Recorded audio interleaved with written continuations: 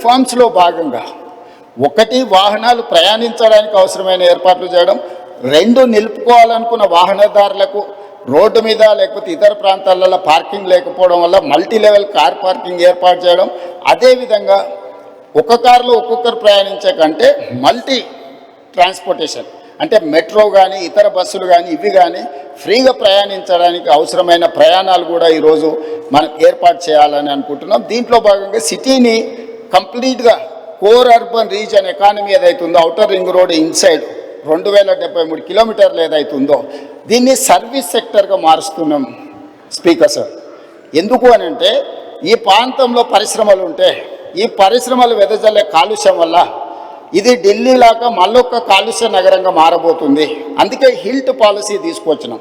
ఎవరికైతే భూమి ఉందో, ఎవరైతే పరిశ్రమల కోసం 50 ఏళ్ళ 60 ఏళ్ళ కింద కొనుగోలు చేసిండ్రో మీ పరిశ్రమలో ఔటర్ రింగ్ రోడ్ అవుట్ సైడ్కి మీరు తరలించుకోండి, ప్రభుత్వం భూమి ఇస్తుంది.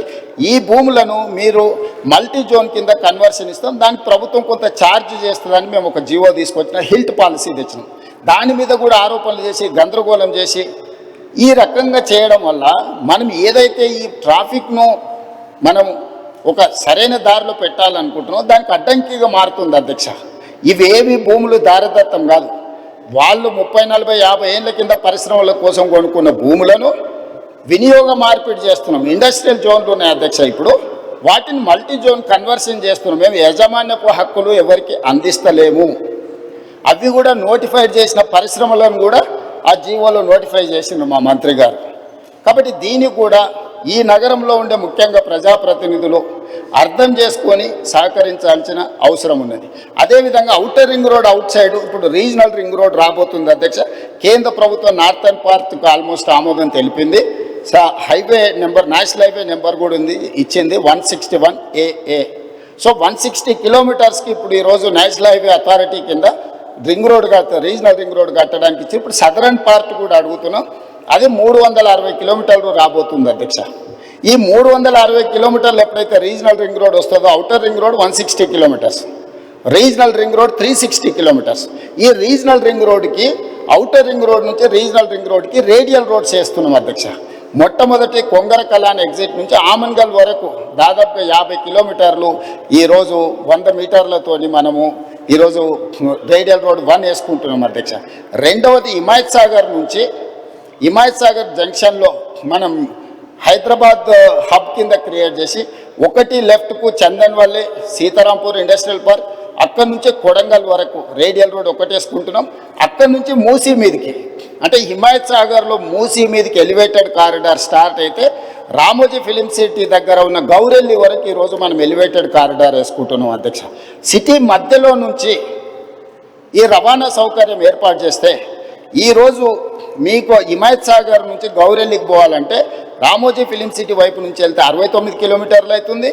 పటాన్ చెరువు నుంచి పోవాలని అంటే దాదాపుగా మీకు 80 కిలోమీటర్లు అవుతుంది అధ్యక్ష, 90 కిలోమీటర్లు అవుతుంది.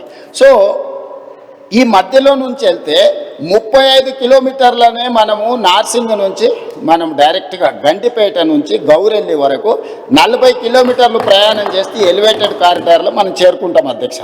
సిటీలో ఉన్న వాళ్ళు కూడా ఎక్కడికి వెళ్ళాలన్నా సుదూరం ప్రయాణం చేయాల్సి వస్తుంది. అందుకే ప్రతి దగ్గర ఇప్పుడు చార్మినార్ గౌలిగూడ బ్రిడ్జ్ దగ్గర ఒక ట్రంపెట్ వస్తుంది, మన చాదర్ఘట్ బ్రిడ్జ్ దగ్గర ఇంకొక ట్రంపెట్ వస్తుంది, నాగోల్ దగ్గర ఇంకొక ట్రంపెట్ వస్తుంది, అంబర్పేట్ జంక్షన్లో మీకు ఒక ట్రంపెట్ వస్తుంది. అంటే సిటీలో ఉన్న వాళ్ళు డైరెక్ట్గా ఎలివేటెడ్ కారిడార్ ఎక్కేసి సిటీ బయటకు వెళ్ళడానికి అవసరమైన ప్రయాణం చేయడానికి ఈరోజు సిటీ మధ్యలో నుంచి ఒక బ్రహ్మాండమైన elevated corridor all along with Musi. మన భూసేకరణ కూడా ఎక్కువ ఉండదు. ఎలివేటెడ్ కారిడార్ మూసీతో పాటు చేసుకుంటే మూసీ సుందరీకరణతో పాటు మూసీ బఫర్ జోన్లో మనము యాక్టివిటీ జోన్ కింద మార్చుకొని ఈ ఎలివేటెడ్ కారిడార్ నిర్మించుకుంటే హైదరాబాద్ ఒక అద్భుతమైన నగరంగా మారుతుంది అధ్యక్ష. ఈరోజు మూసీలో ఫ్రెష్ వాటర్ని ఫ్లో చేయడానికి గోదావరి జలాలను 20 టీఎంసీలు హైదరాబాద్ నగరానికి తరలిస్తున్నాం. 17.5 టీఎంసీలు తాగునీటి కోసం, 2.5 టీఎంసీలు హిమాయత్ సాగర్, ఉస్మాన్ సాగర్లో పోసి మూసీ మొత్తం ఆ నీళ్ళను ప్రవహిస్తే కింద నల్గొండలో వ్యవసాయానికి ఉపయోగపడే విధంగా